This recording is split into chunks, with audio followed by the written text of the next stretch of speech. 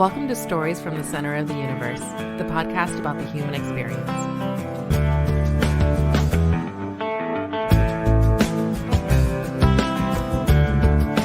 All right, we're doing something we've done before, but it's not typical. We do it roughly every 50 episodes. I am fairly confident we should have done this like 4 months ago, 5 months ago, something like that. Yep, roughly 20 episodes. So if we're staying on track, we would have done this a few months ago.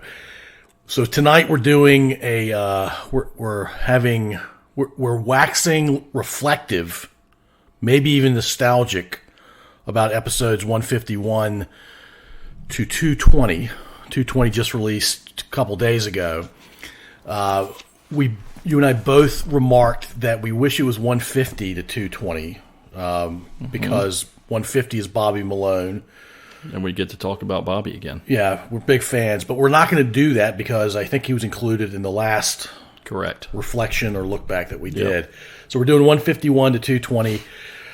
I had not looked back at this list until, 20 minutes, 15 minutes before we got going. I was about 4 hours ago, so not too far ahead of you. Yeah, and you and I think, had more than 10 that we wanted to include in our top 10, but alas, we had to turn your 18 into 10, my 15 into 10.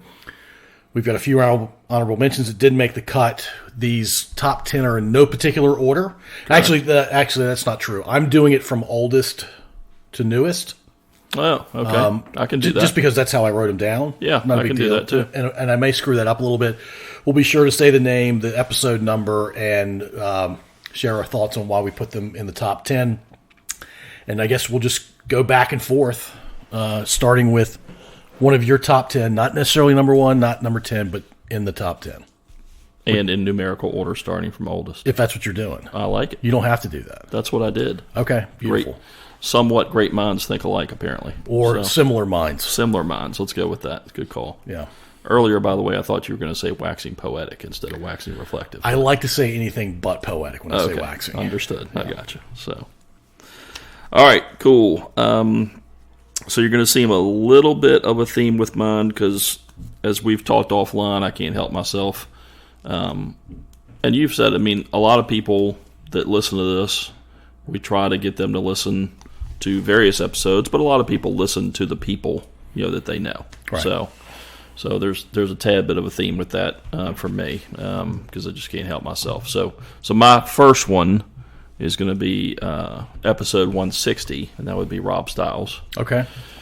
And I think I picked it as a top 10, probably, he's a good friend, but mostly because we talked a lot about growing up in Ashland, much like you and Duke and I did. Yep. He told it from a story perspective of 1 or 2 years older, but Rob and I served on a couple boards together, and he's just a really good dude. He's fun to talk to. Great family. Yeah, he's good to talk to. He's a good storyteller. A lot of fond memories of his dad, and he talked about his dad. So I thought that was really cool.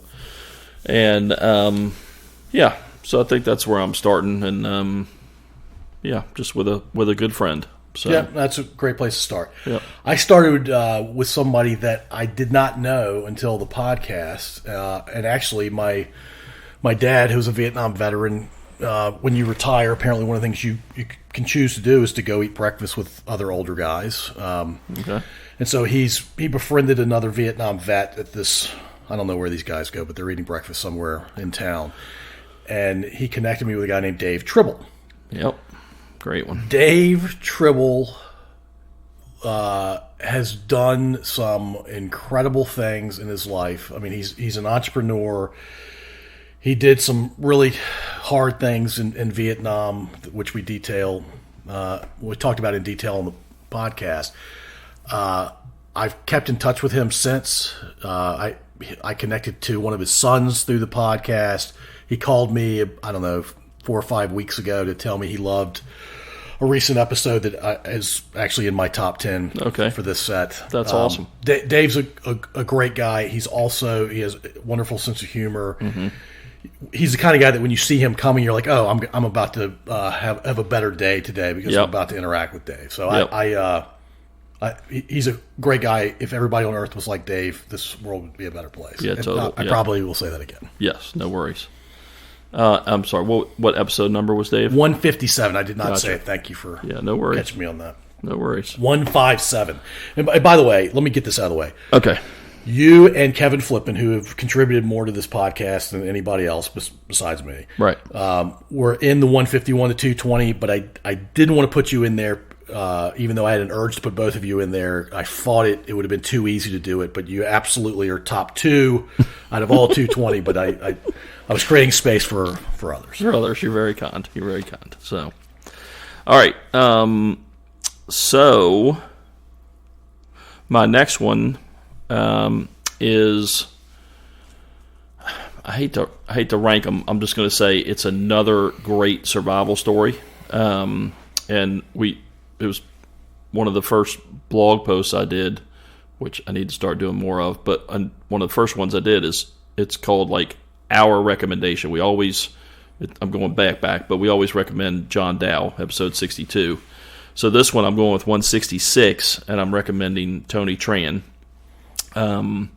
Tony's got a different type of survival story, but much like John, he was younger than John when he went through it, a big part of it. John was 12, Tony was 4. Yeah, 4-ish, yep. So, but he essentially escaped Vietnam with his family, part of his family. Unbelievable story. Yes, I mean, and I think that's what intrigued me most about his. I mean, is that only part of his family, was able to get away that he was with. I think it was, you have to help. I mean, one of his brothers I think the oldest brother was detained by the North Vietnamese. Correct. Yeah, and ended up being in the South Korean army. No. Yeah. Vietnamese. Sorry, yeah. Vietnamese army, but then I think he was in the South Vietnamese army, stayed behind, was captured by the North Vietnamese. There you go. And I think he was in effectively their gulag or their prisons for a couple of years. That's it. You're totally right. And so just the way that they reconnected with him and reconnected with other parts of the family, and then Tony made the most. I mean, it sounds like his whole family, but Tony made the most of coming to the USA, and he's been very successful, and that's just neat in its own right, and just blows me away of the success that he's had in his life and just the way he approaches it. And I think he got a lot of that from his parents, but he had, the respect he has for them was amazing. But yeah, anyway, just the whole story that he told about how they got out, what they had to do to get out, and then how they, eventually came here, and then again, just the family dynamic of coming back together was just, I think that was one of the most amazing parts of his story. So, I couldn't imagine. Yeah, no, I couldn't fathom it either. So, well, Tony's in my top 10 as well, so I will strike him, and I'll just say that agree with everything you said. Incredible story from start to finish. Right? What he endured as a young child, what his family endured, and then what he and his family made of themselves, especially him. I mean, he's done well for himself. Yeah, for sure. I will also say that I apologize to the listening audience for Tony's episode's audio quality. We had a little challenge there, and I should have corrected it before when I realized we had a problem, and I just kind of let the problem persist. Wasn't the end of the world, but wasn't perfect audio. Right, gotcha. I'm getting better, I think. Or maybe I'm getting worse. I could be getting worse. You're definitely not getting worse. So. All right, good times. My next one is actually one person, 2 episodes, and it's before Tony's episode. One of the things that's been really cool for me in doing this podcast is I've reconnected with people that I haven't talked to in, approaching 40 years. Yeah. In a lot of cases, 30 years. I was going to say, you've had a ton that have been in that 20 to 40 range. Guys from easy. I went to high school with, college, Army buddies. This podcast is forcing me to reconnect with people I either liked a lot, loved, or absolutely adored. Yep. And so this guy and I were not super tight in high school. I always thought of him as a good guy. I hope he thought the same of me. Right. But he served in the military. Well, let me just say his name, Buck Sessoms, and I went to high school. He went to VMI, enlisted in the Marine Corps as a grunt, which it takes a special kind of person to do that. And I say that with all due respect. And actually, I'm a huge fan of that level of selflessness and commitment and courage it takes to be a college graduate and then enlist in the Marine Corps as a grunt. Right. It's episodes 164 and 165. Buck has lived 2 or 3 lives in his 54 years. I'm assuming Buck's 54 now. And, I mean, he was a pilot for Marine One, which takes the president various places within the country typically, but right. They actually go overseas as well. And the helicopters are put in C5s, and they take short helicopter rides in whatever country they're in. So he got to do that for a while. He was a helicopter pilot in Afghanistan and Iraq. He had a couple of incredible stories about yes, he did. How hectic it can be, and you're under fire. Yeah. And you're trying to control way more than the human brain's supposed to be able to control. Yep. It was awesome to hear that story. And I will call this out. I reconnected to Buck because of a guy named Faze Oli, who he and I went to high school with. And the only reason Faze knew anything about Buck, who was a very humble guy, there was a copy of one of his commendations for essentially valor. I don't remember exactly what the award was, but it was a really high one. And sure. Faze is reading it on the wall somewhere in VMI because Faze's son goes to VMI, Yep. and he's reading it, and he's like, "Oh, that's Buck Sessoms. Mm-hmm. There can't be 2 Buck Sessoms. This has to be the guy I went to high school with." Faze confirmed, and then reached out to me and said, "You got to talk to Buck." Yeah, yeah, and that's a great connection. Buck was a treat to reconnect with. Yeah, yep. I got to know the Olies a little bit. Their kids, and my kids went to school together. Some of them did. I think Colt, is the one at VMI. I think, and I think I coached him in Little League at some point, but. Yeah, I'm not going to put anything out there that Faze doesn't want to put out there, but I asked Faze to come on because he and his family have lived an interesting and unique life. Yeah, and he said most of the things I would say are not worthy of a recording, or not appropriate for recording. I think not appropriate. Maybe that's what he said. Well, yeah. I think it would be worth for sure because they're a great family. So, all right, cool. All right, I'm back on the friend kick for this next one, and that would be 172, one Mr. Ross Luck, who I technically he is. It's just a fact. I mean, he is my oldest friend in respect that our moms knew each other before we were born. He's 27 days older than me. He will always be 27 days older than me. He'll always be older than you, period. That's right.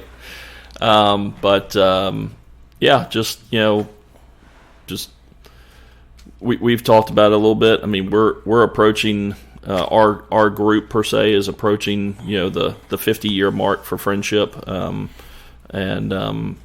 Ross and I are 55 years. Essentially. I mean, we can't remember the first 3 or 4 years, but yeah, just he had great stories to tell, and he'd been on before with Jack, one of the Ashland, Virginia icons, his dad, and.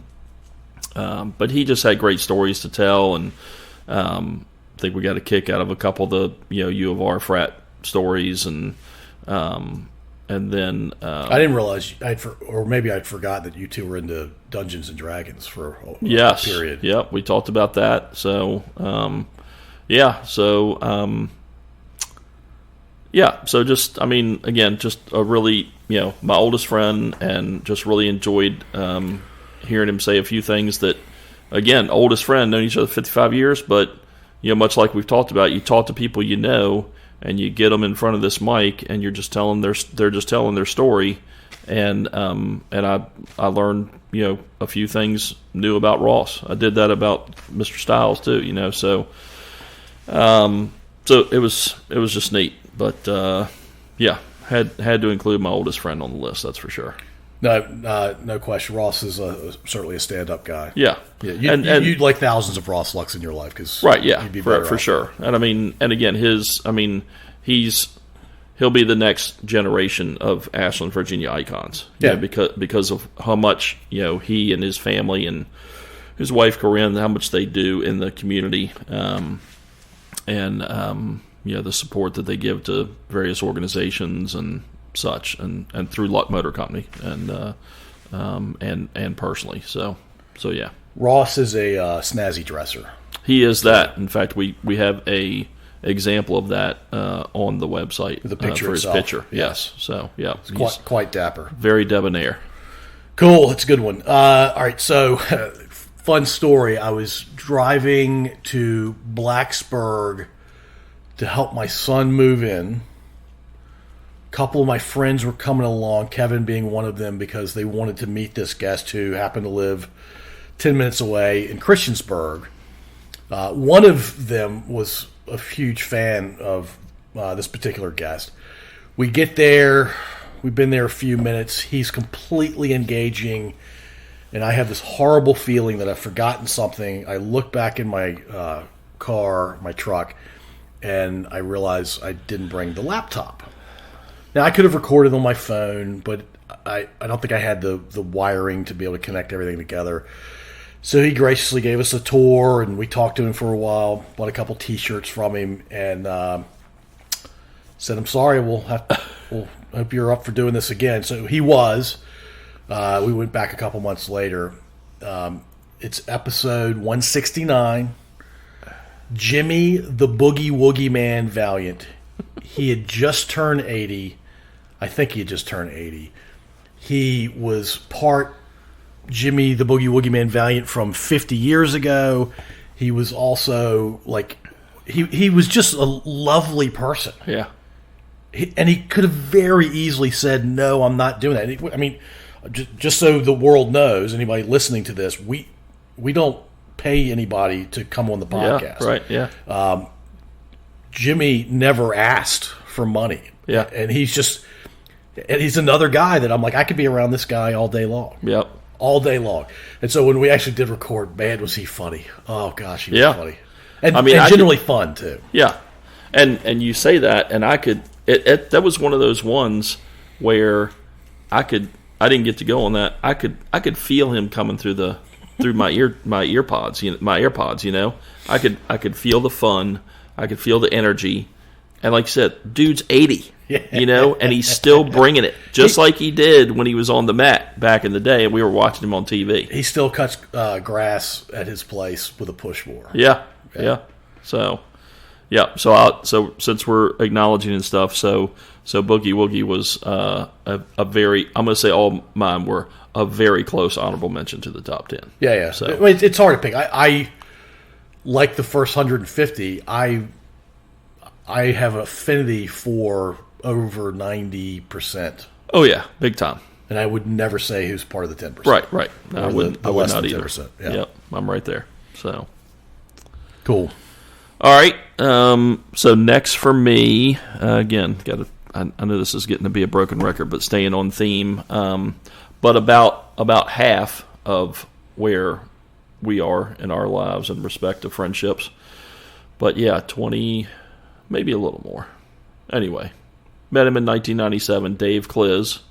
Again, as I've said, episode 177. So a really good friend, but I think what I enjoyed most about Dave, so Dave has his own podcast. He's got a great family. Served on the board with his wife Monica. She's awesome. Their daughter Lucy just graduated from Longwood, starting her adventure on being an adult per se. Yeah. But Dave is just he's just a really solid guy. A really really good friend. He will go to battle with you. He's one of the ones I would like to have in that respect, just because I know he's going to have my back or the back of anybody that's with us, and he's just a good dude. And then what's most incredible about Dave is I think so the reason I got to know Dave is because I had just moved back from California, and we had both come from other agencies per se, and we were going through a police academy together for the Hanover Sheriff's Office. He was Hanover Sheriff, I was at Kings Dominion. And we played lots of ping pong at lunch and just got to know each other and became friends. So we were road deputies for a while, but what most impresses me about Dave is the stuff that he had to do later in life. And it's at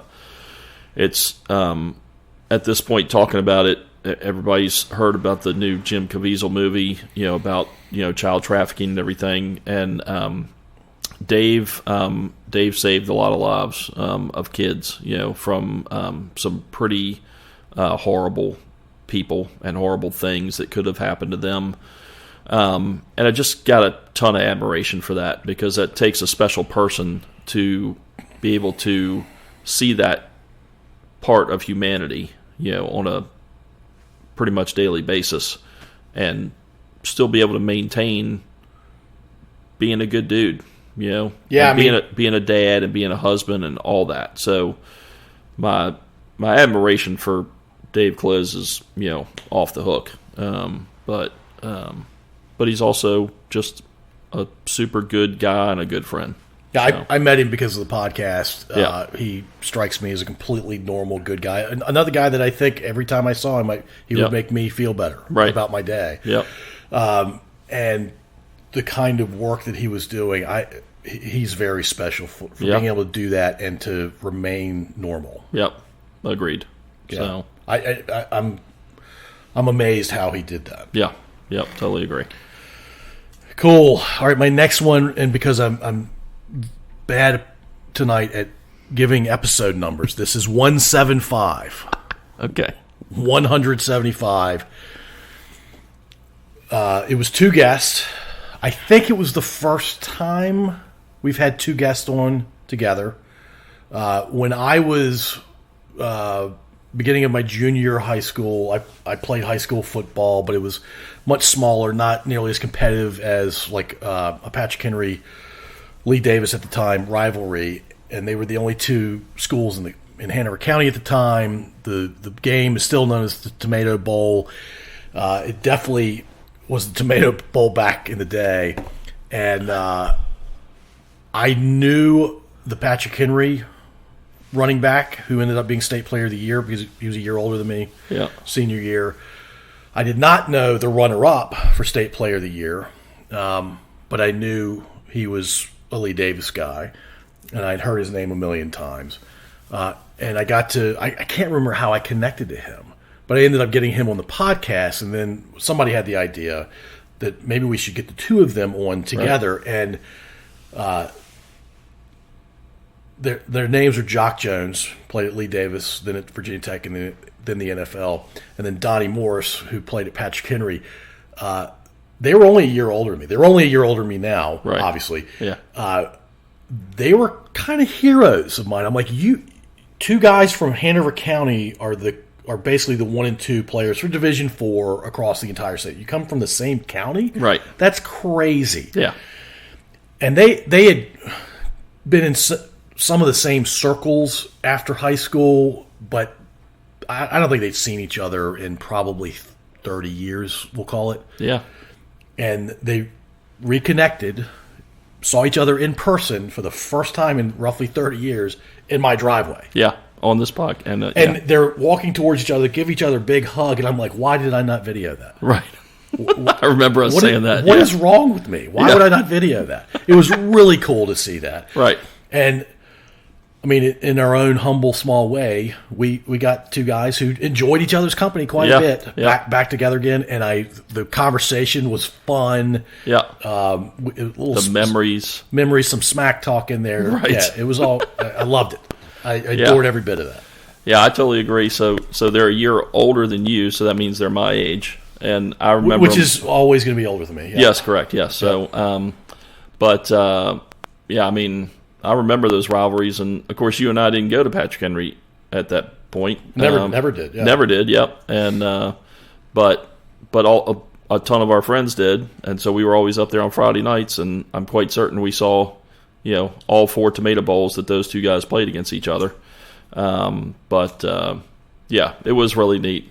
I think to your defense and to my defense, I don't think we realized that they hadn't seen each other for 20 or 30 years when they were approaching each other. But I don't know if it was how long it had been, or I don't think I had an appreciation for how happy they were going to be to see each other. Right. I totally agree with that. Yep. Yeah. So, but yeah, that was a fun one. So really, really cool. So, all right. So my next one.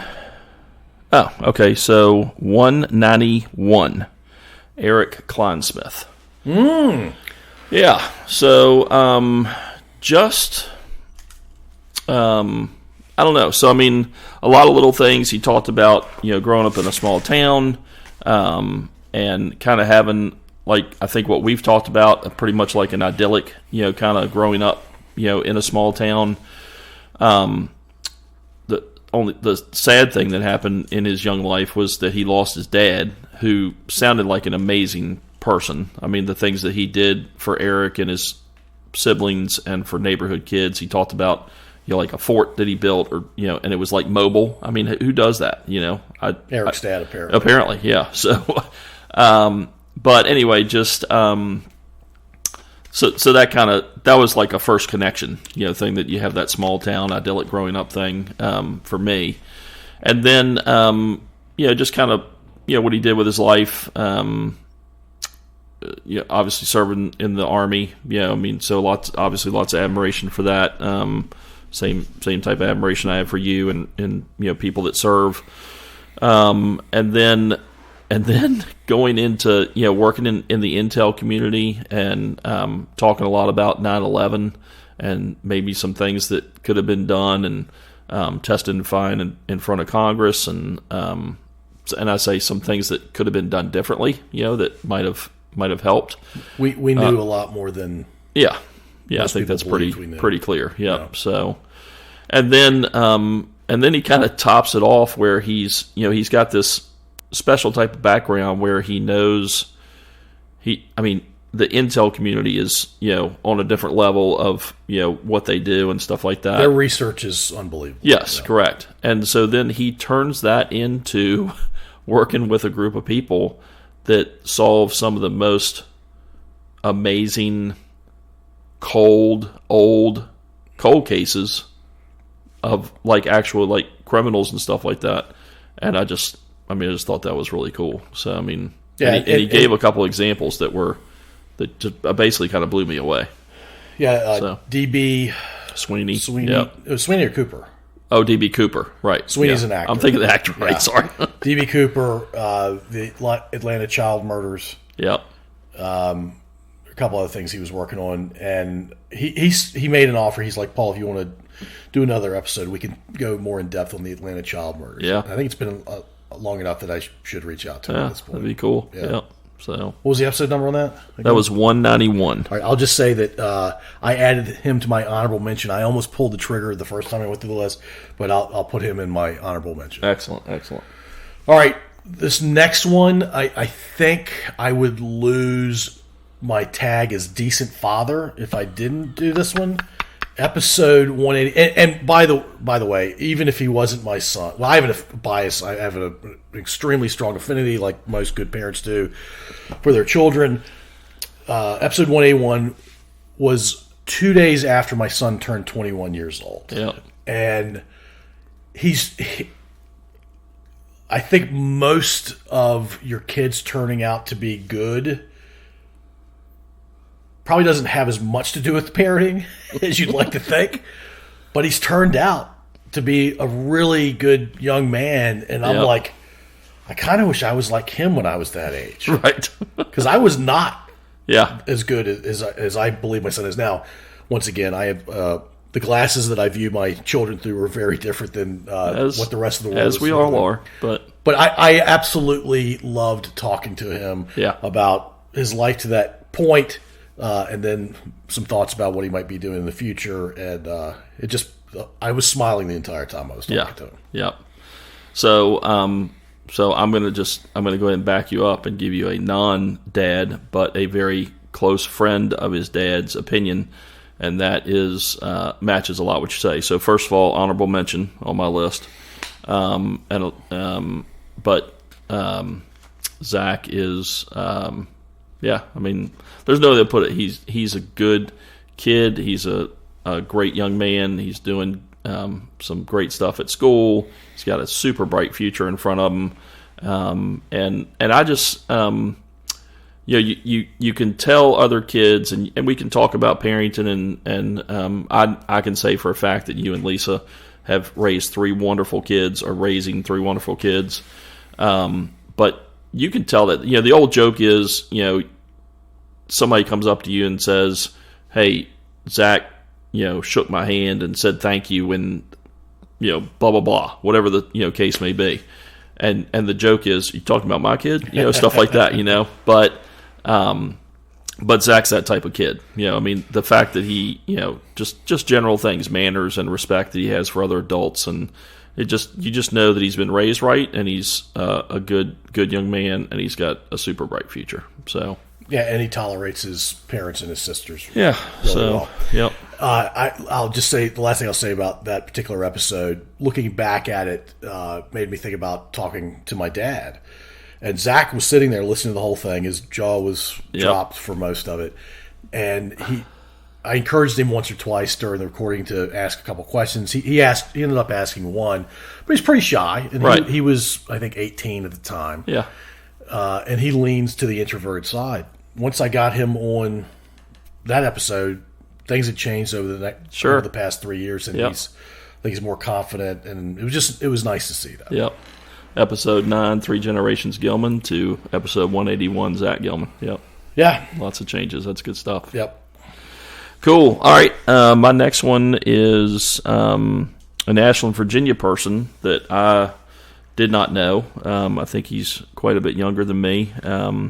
But episode 192, going back to back on this one, and that's Matt Green. Just a neat storyteller, and respect of, he had lots of stories to tell in what he ended up doing with his life.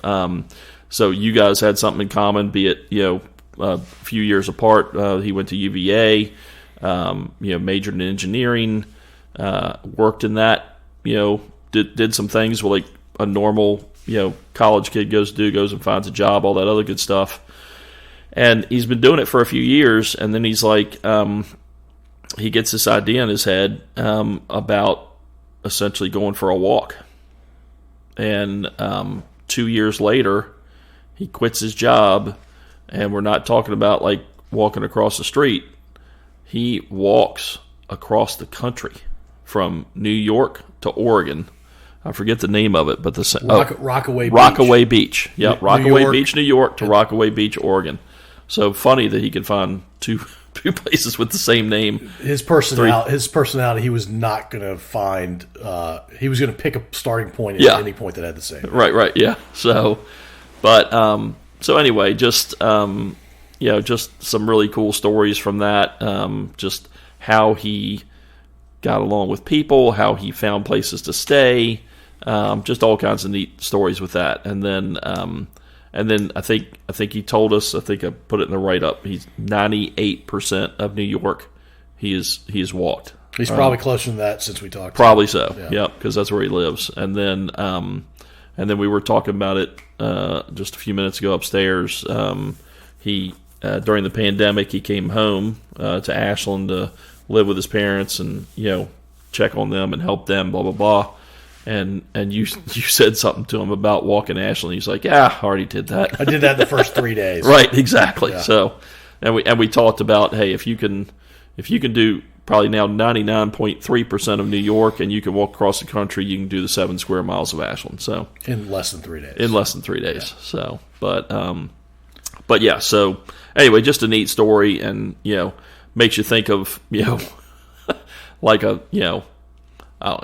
Forrest Gump comes to mind with all the running he did in the movie, but Matt did that for real, and that just kind of blows me away, and it's pretty cool. So, yeah, he's still walking. Yeah, right. He's still walking, and I imagine, and I'm guessing, given his personality, he could tell you how many streets he's walked on 7 times versus 8 times. Yep. Because he's covered a lot of the same territory just to get to these unique parts of the city. Yep. He was when we stopped recording, he said, so you just kind of have this meandering thing you do on your podcast. And I'm like, yeah, I guess I do. We meander wherever the conversation takes us. That's right. And it was something for him because he is very detailed in his planning day to day. Yep, you can he tell knows that. exactly where he's going. Yeah. So where I would walk out my apartment door and I'd be like, I don't know where I'm going. right, yeah. So yeah, just that was just really cool with what he's accomplished, and just the ability to tell us about it was pretty neat. Yeah, he's a good storyteller. Yes, too. big time. All right, mine is a friend of mine. He's really tight with Kevin Flippin, but he's a friend of mine as well. Episode 198, Rob Owens. Talking to Rob. I hadn't talked to Rob in probably 15 years, 12 years at least. Yeah. And I was reminded how kind he is. I was reminded of his taste in life. He loves sports. He loves music. He's got a voice for radio. Mm-hmm. I mean, his voice is akin to Barry White. Right. Yep. I would agree with that. And he just, I was happy to reconnect with him. He's a really solid guy, and once again, he's one of those guys. You see him, he makes you feel better. Yeah. That day. Yep. So I'll go ahead. So that's my theme, by the way. That's your. I got you. Yeah, I like it. So you're probably seeing me. I'm putting check marks next to my honorable mentions that you mentioned. So honorable mention for me, and one of the ones like I'm sorry I wasn't able to be here for that one. So would really like to meet him one day. And yeah, just again, I mean, I'll tack on to your theme. You can just feel it through the microphone. You can feel it, in your earbuds or whatever, and you can tell he's a good guy and would be neat to hang around with and, just talk to. Kevin and I had this little smile on our faces the entire time. I don't doubt it. Yeah, I don't doubt it one bit. And you can probably, again, you can sense that, when you're listening to an episode like that. Yep, no doubt. Yep, so. There it is. Very cool. All right. Next for me is 205 Helen Emerson. So with Helen, so just kind of a, neat story. Born in England, moved here when she was 8. And then I think the couple things that just struck me about her and her story were family. And I think we might have said it at the end, or she might have said it or something, but, and I'm kind of jumping ahead a little bit, but kind of two families, talking about her family, her blood family, working with her dad, now taking over the business per se from her dad. And that's, she runs a pub in Richmond. But then the other family aspect was, I think about it as I'm saying it out loud, it's actually twofold. It's the family of the people that work there with her, and then it's the family of, I guess, kind of, you think about like Cheers and stuff, the regulars, that come in there. Right. But at the same time, I'm pretty sure if I walked in there and Helen didn't know me she doesn't know me from Adam, I wouldn't volunteer that, I worked with the pod, anything like that. I just have a feeling she would, it'd be one of the warmest welcomes I could get going into a restaurant, kind of deal. She smiles every time she sees someone. Yeah. I mean, it's just again, and maybe it's another theme for me, but I just love listening to that episode. I mean, her energy was crazy off the hook. And you can just tell she loves what she does, and then just talking about a couple of her hobbies like horses and things like that. But you can just, I think that the main thing that struck me was the family aspect, whether it was blood, co-workers, people that patroned her pub, anything like that. But just a neat story and just effervescent kind of personality. I really enjoyed talking to her. Yeah. I texted with her earlier today because she's helping me get other guests on. Because nice. You can imagine the variety of people that come in their pub. Can't even fathom. And she makes connections. Anybody comes in a second time, there's a strengthening of the connection. Sure. She's one of a handful of. I think she may be the only episode that my daughter Lindsay, my middle child, listen to that she didn't know beforehand. Right, know the person. Right, yeah. And we recorded in their pub, which Yeah. was kind of neat. She was super gracious the whole time, super helpful, and I will share that Steve Dunphy was the connection to her. Right, that's right. I remember that now. Good call. Yeah. Yep. Awesome. There it is. All right, so my next episode, and you and I traveled with my daughter Lindsay to Charlottesville to record this one. Yeah. What an incredible story! I think we've recorded some pretty unbelievable stories, and we didn't do anything but have conversations with the people that live those stories. Sure. But man, Margie Howell, Yep. married to Ambassador Howell, he was the ambassador to Kuwait back in 1990. The Iraqis basically laid siege to the Kuwait City U.S. Embassy compound, and they were there from early August until just before Christmas. Mm-hmm. And Margie was back on the home front with her boys. And by the way, they had all been living at that complex or that compound, and they had just come back to the States for, you can imagine, various reasons. But just like a month before or something, right? I mean, Yeah, they just missed it. Really, They just honestly. missed it. But Margie was coordinating a bunch of stuff for the hundreds of families that Yep. had loved ones that were either at that compound or they were somewhere in Kuwait and they weren't sure what the fate was. She was crucial to that whole effort, Yep. and everybody was kind of looking to her for that. And she just had a lot of stories she shared from growing up before Smith Mountain Lake was ever a thing. Right. Because she grew up in, I'm going to forget, it's where the D-Day Memorial is now. Starts with a B, the county. Daggone it. Botetourt. No, it's not Oh, Botetourt. darn it. I'll think of it in a second. But anyway, Okay. she was a lot of fun to talk to. She was well worth the drive to Big time. Charlottesville. Yep. Yeah, and I kind of pinched myself. She was showing us a book that had a picture, and I read it before. She asked me to read it before I got there. It was about the siege on the compound from an analytical, diplomatic perspective, sort of like, hey, we're going to look at this from above and say, what can we learn from this? Mm-hmm. And then it also told the very real story of what they went through. Sure. And there's a picture of Margie and her husband and their sons with George H.W. Bush. And I'm like, that's pretty rare stuff. I mean, Yeah, for sure. the president doesn't pose with just anybody. That's the truth. And in that particular case, that was not a political thing at all. It was just George Bush was showing respect, and his Right. administration was showing respect Yeah. for what that family went through. Yes, right. Yeah. So Margie was, she was fun to talk to. Yeah, really was. And a gracious host in her house, and gave us copies of that book written by her husband. Right. Written by her husband and basically an analyst. Yeah, too. right. Yeah. Yep. So yeah, just really, yeah, that was just an amazing trip, and super cool that Lynn's went with us. So Lindsay's a history major, and, Yep. and she means it. yeah, right. Yep, exactly. So I get to talk to somebody who was part of history. Sure, I'll go. Yep, for sure. So that was neat. Cool. All right.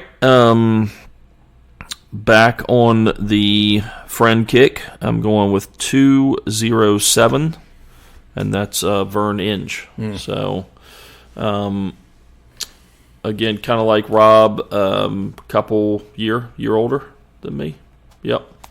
Vern's 2 years older. Yeah, 2 years older. Than me, 1 year older. Than you. Yes, correct. There you go. So, yeah, Vern is. So I'll just tack on your theme a little bit. Vern's, I mean, he's just like I've said about a couple of. He's a good guy, solid guy.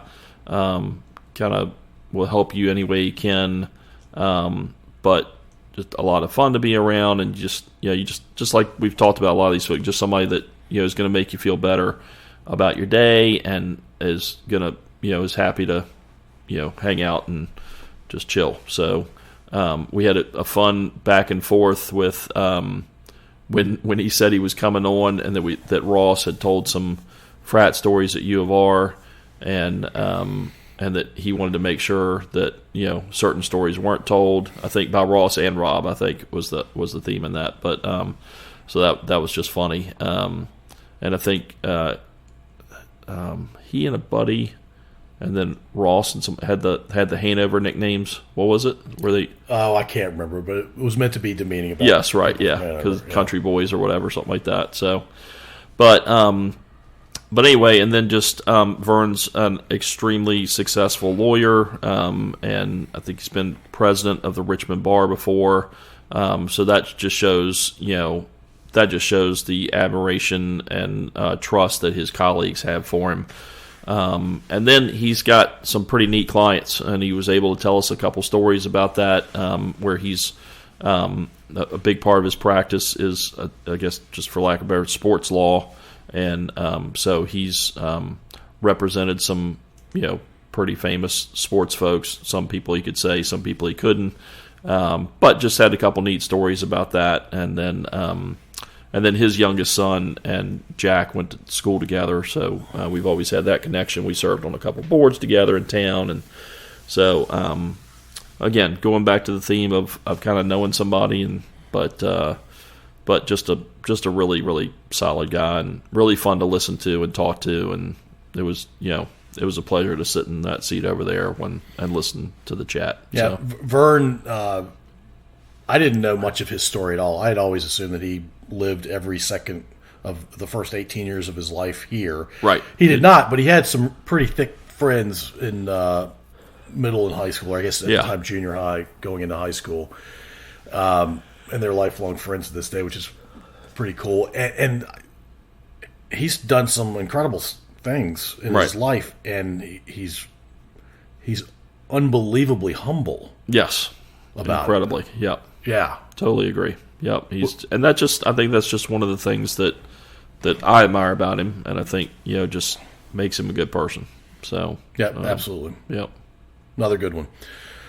All right, my next one is episode 204. That's 204 for the listening audience. She's actually a neighbor of mine, connected to me through my wife, Lily Cameron. Yep. Lily, her dad was the chief of staff to the Queen of Iran. Yep. I'm probably saying it incorrectly. And she was I think she was less than 2 years old. She might have even been less than a year old, so she doesn't remember this. But they had to flee the country, and Dad, I think, separated, if I remember the story correctly, from Mom and their two daughters, Lily being the youngest of the two daughters. Right. And she said, look, if we didn't get out of the country, all four of us would have been dead. Right. It was at the bequest of the Queen. She told him, you got to get out of here. You got to get out of here now. Yeah. So yeah. So what an unbelievable start to life. And then she becomes a doctor, right, a neurosurgeon. Yeah. Breaks her wrist. It's not going to heal in a way that she can perform that kind of delicate surgery again. And she spent, and by the way, English is not your first language, but you then go through all the education you have to go through to be a doctor in this country. Yeah. And you pick a discipline that's one of the most elite. Most elite. That's a good word for it. And then you can't do it. You right. put yourself through all of that, accident. And you can't do it because of a simple accident. And recently, and this is why my wife thought of her, she's pouring her heart, soul, time, energy into helping Afghan refugees. Right. Yep. Local to Richmond, not just like within 5 miles of where she lives. Like, she's going Richmond wide. Mm-hmm. We've helped them out. She's gotten most of the neighborhood to help them out. And yeah, she's just got a huge, huge heart. Yeah. Yeah. Yeah, that's what impressed me most about her, is just her ability to give of herself and of her time. But yet, and I think that's a great point you made about just like when she's a neurosurgeon, she gets hurt, she can't do it anymore. But, then she went into pediatrics, right? Yeah, for a time. Yeah. GP pediatrics, I think. Yeah. So, but just bottom line, to overcome that after all that, schooling and training and education and everything, and to keep going where, again, she's still helping people, in her career. And now again, the biggest thing that she's doing it, not as a career, just because she wants to help people. And that says a ton about her. Oh, so, man. Yeah. Awesome. Just incredible. Yeah. So, all right. Next for me, another back-to-back episodes, 2 good ones in a row there. I'm going 208 with Tommy Dew. You have effectively taken my last one. I'm very sorry. That's all right. We'll both have fun things to say about Tommy. Yes. So I wasn't here for that one. But I mean, what is this? This is Stories from the Center of the Universe, and that dude tells stories for a living. He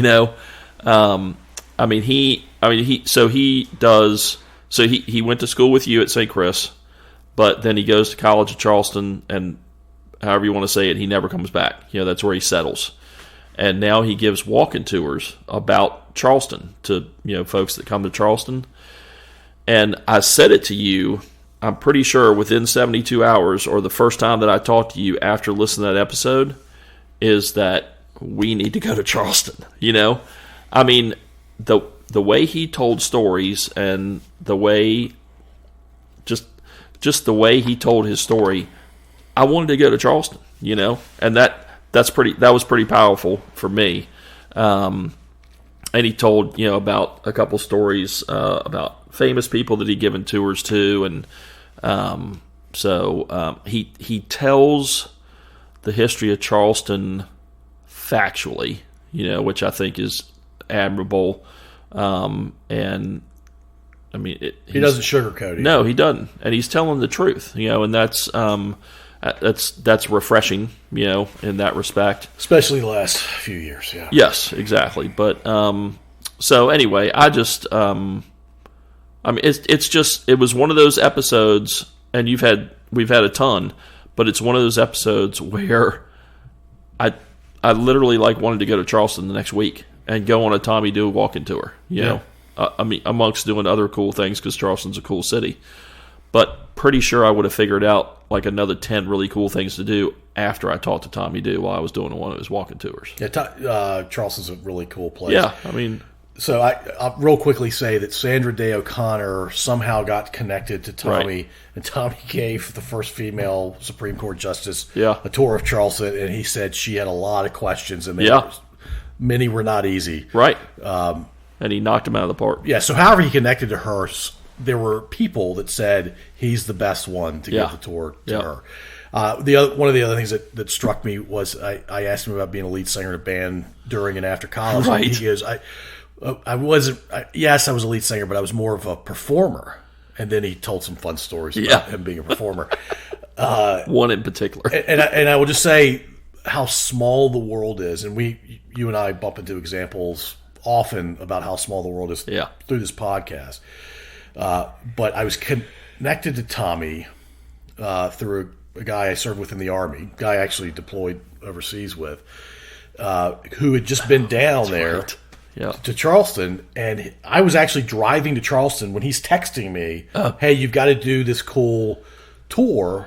Right. And he sends me the link. No, he sends me a link of a podcast that is some stories across America or something like that. Yeah.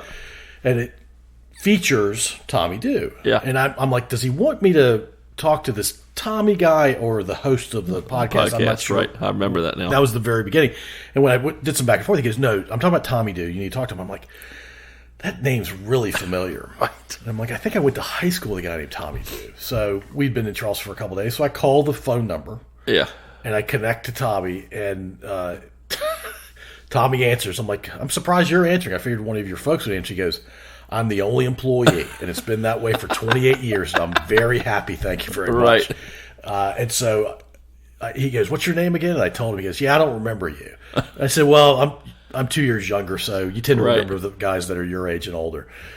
And we record it, we put it out, and I get a text message, I don't know, later that week saying, Paul, thank you so much for Tommy Dew. I could listen to that guy all day long. Yep, I remember you telling me about that. And I gently hinted, or I probably came out and said it. I said, Tommy, when we stopped recording, I said, you should probably do your own podcast, man. Yeah, right.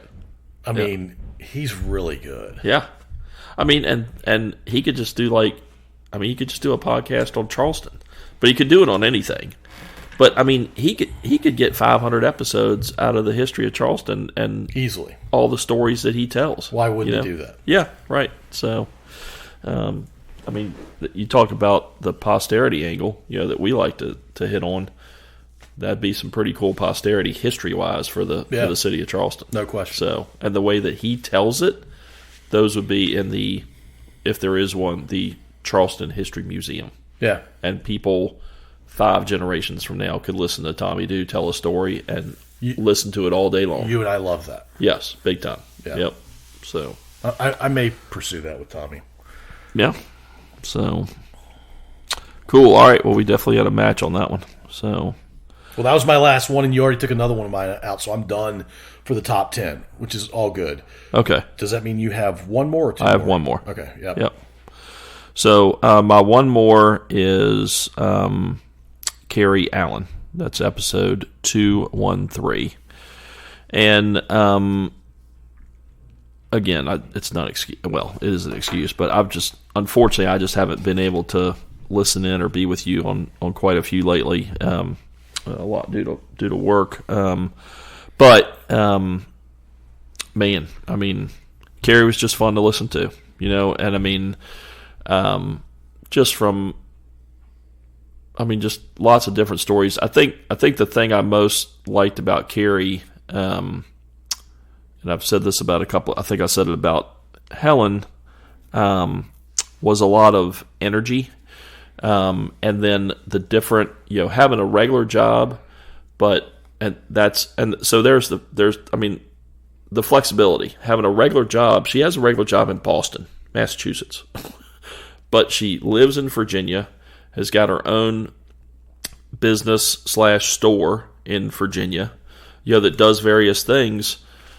But I think the coolest thing, one of the coolest things about her, again, going back to energy, was the ideas are not stopping.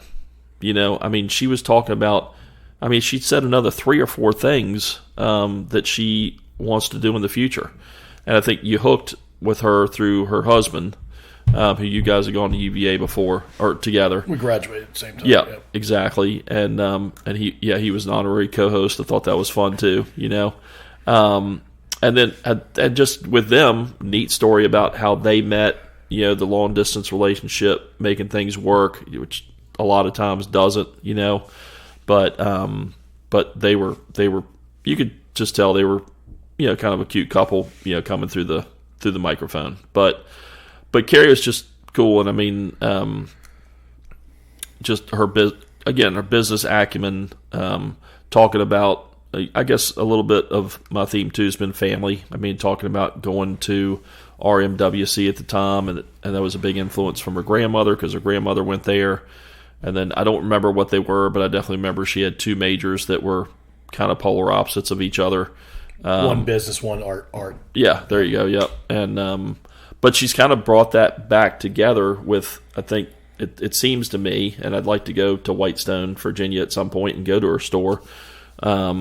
But it seems to me if I walked in there, I'd be pretty impressed because I think it seems like it would be a very eclectic place with lots of different things and different themes. But just some really neat, cool stuff in there to look at and bring home. This is not the very end of the podcast because we're going to do some quick hit honorable mentions. Yep. But Bobby Malone has been in her shop. Really? We started with Bobby. Get We're not the heck ending with out. Bobby, but it's a fun little fact. That is a fun little fact. I love that. I'll just say this about Carrie.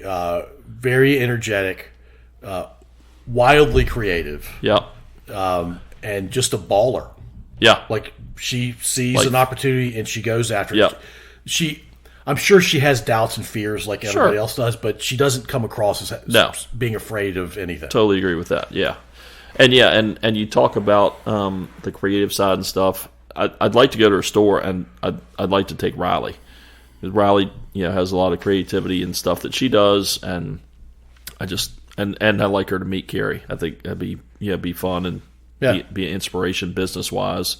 Because that's what Riley wants to do is get into business, and I think it'd be fun. So. Yeah, that's a connection I'll gladly make. Yeah, for sure. So all right, I'm just gonna rapid fire one, and then you hit one. And then Okay. well, actually, you start because I think you have 8, and I balloon to Well, 6. okay, I've got 5 because 3 of your selections were honorable mentions, which I said. That so was that leaves me with 4. Boogie Woogie, Zach, and Rob Owens. Yeah, you and I both hit Eric Kleinsmith and Helen Emerson. They're 2 of my honorable Gotcha. mentions. Okay, But cool. I have 4 left. You have 5. So why don't you hit? Okay, first? very good. So my first one is a combo, and that's episode 154 and 155, and that was talking to the coach and then the player of the year of the national champion basketball team from Randolph-Macon. So Josh Merkel and Buzz Anthony, respectively. And, yeah, I don't know. We're quick hitting, so We're quick hitting. That was my first honorable mention, and I combined them too. They were back-to-back episodes, but I combined them because they're National Player of the Year and National Coach of the Year for Division III basketball that won the national championship. They made in record-setting fashion. They blew everybody out. Yes, It won was by ridiculous. like an average of 26 points a game or something. It was crazy. nuts. It was Won the national championship by 40, 30, 75, 45, 30 points. I enjoyed talking to both of them. Oh, yeah. I really did. Great guys. Yeah. All right, what's your next one? Next one is William Flippin. So, Flip's dad, Goes by Kevin. Goes- it was dad. Sorry. Yes. Yeah. Kevin was earlier. Yeah. I saw William Flippin. I thought I was being cute, but I forgot that it was his dad. Yes. my bad, yes. No, No, that was my bad. Flip's dad, William, and man, just, I don't know, just a cool story. And I mean, certainly an older gentleman, but talked about growing up, and, outhouse, type growing up, just old school, and just, Super old school. yeah, but he was just really neat to listen to. And of course, the personal connection of knowing Flip, but met his dad, but only a couple times at one of the old, wiffle golf tournaments or whatever. Yep. Yeah, just a really neat listen. So, and I just enjoy, again, go back to the posterity angle. I know I'm rambling a little bit, but just a cool episode. So, I was very happy to record that in general and for Kevin. yes. And I've told you this before, and I've told Duke this. Like, I wish your dads were still around, and we could have done Yep. it 3 years ago. And so, no day is promised, right? Yeah, And so correct, yep. I was urgently trying to get him recorded. Yeah. Yeah. No, I mean, if that doesn't hit the posterity angle as hard as any episode we've ever done, then it does. Yeah. Then I don't know what does. Yeah, So, absolutely. Yep. All right. I have this weird. The last 3 are the last 3 episodes I've released. Oh, So there's a recency thing, I think, but I think these 3 will look back, and a lot of our listeners will look back and say, "Yeah, those were good episodes. They were really good." Tom Guo. I'll just give you one line on him. His story is unique. He's so humble that he tried to fight it, the uniqueness. And I'm like, dude, just Right. let it sit there. yeah. Yeah. So I highly recommend that one. Yep. Very cool. All right. My next one, Ashland icon, Sue Watson. Has known both of us since we were born, I guess, per se. I mean, because she and her husband, Richie, good friends with our parents. They moved to Ashland before I was born, for sure. Yes. Right. Yeah. Good call. Yep. So anyway, but yeah. So it just has been, continued to be a wonderful friend to my family, and she had lots of neat stories to tell too. Just about growing up and meeting Richie and It was fun to listen. her kids. Yeah. So yep. And she's done a lot of great things for the community over the very, years. very active. Yes, extremely. Yep. My next one was, Tom Glow, by the way, was 218. I said 3 in a row, so 219 is Don Willis. I had not talked to Don since 2002 when he retired. I was so happy to reconnect with him. I've made the comment a couple other times. I wish there were more people like Don Willis. Yep. We'd be a much better place. He has an incredibly compelling and sad story about his daughter. Mm-hmm. He's raising his grandchildren as the father. Yep. And I can't think of many people that are better than Don at being a father. And he's bright. He's very articulate. And and here's my theme. I makes me happy. Yeah. When I got to talk to him. Yeah. Yeah.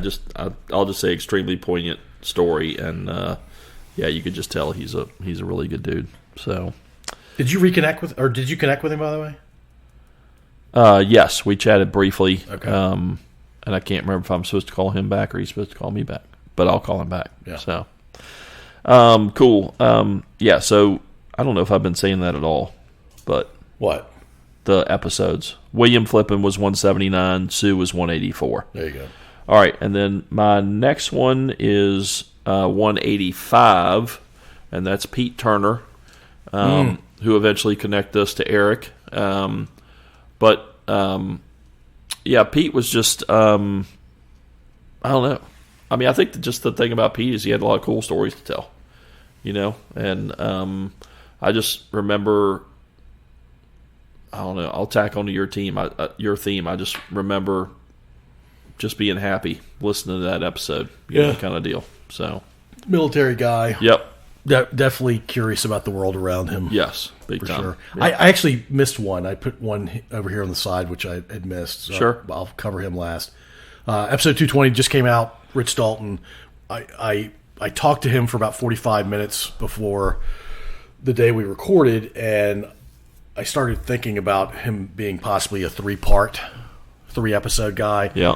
And so we recorded the first 22 years of his life. He's 46. We'll break out the next 24 in a couple different episodes. But he has lived at least 6 or 7 lives in 46 years. Yep. Totally agree with that. All right. And then my last one is episode 209. And that's Jocelyn Russell, sculptor, world-renowned sculptor, and the biggest, she said, the biggest and most detailed and probably the what's the right word, epitome of all the sculptures she's done is Secretariat, and I got a family connection to that, but yeah, just, I mean, I don't know, just a neat story about growing up, and then a couple different lives that she's led, being on a farm in Colorado, and then now living in Washington State on an island, I think, and then just the places that she's been, and so she leans into life. Yes, big time. Yep. So yep. I respect them immensely. Actually, yeah, exactly. So cool. The last one, and we're not going in any particular order, nope. but he's probably, for people our age that follow sports, he's arguably a top 5 famous for the podcast. Yeah. Ken Harvey, linebacker for the Washington Redskins back in the day, played for the Cardinals for a while. Yeah. Jock Jones connected me to Ken. They played together in Phoenix. Yeah. And Ken was super gracious, really nice, didn't make a big deal out of anything. Yeah. And I haven't looked, I need to Google this, but he mentioned the fact that he's invented a sport called float ball. Oh. So zero gravity, it's a ball. I don't understand all the rules, but Ken trains astronauts before they go to space. That's wicked I think cool. it's mostly private travel Yeah. to space. Yeah. But he gets them physically Ready. acclimated and generally To ready zero to gravity. go. And so he's done a lot of zero gravity stuff, and he came up with That's this idea cool. for float ball. Nice. Yeah. I did not know that. Yeah, and he's what does Washington call it? But he's the Ring of Honor. Is that He's it? in the Ring of Fame or Ring Ring of of Honor. Honor, yeah, one of those two. for the Redskins. So, yeah, no, that was really neat to listen to. He's got a book out that was, that's really good. And, Oh yeah, he not much to the NFL. Right. He had a tough childhood. yes, big time. Yep. Yeah, that's a great honorable mention. I like that a lot. Yeah. So Cool. There it is. Rob, thanks for doing this. You're very reliable and a solid citizen and a good friend. I appreciate you doing this. I love it, dude. It's awesome. Thank you for listening. If you enjoyed this episode, please subscribe to wherever you listen to podcasts. We'd also really appreciate if you'd rate and review us. You can find us at scodupodcast.com.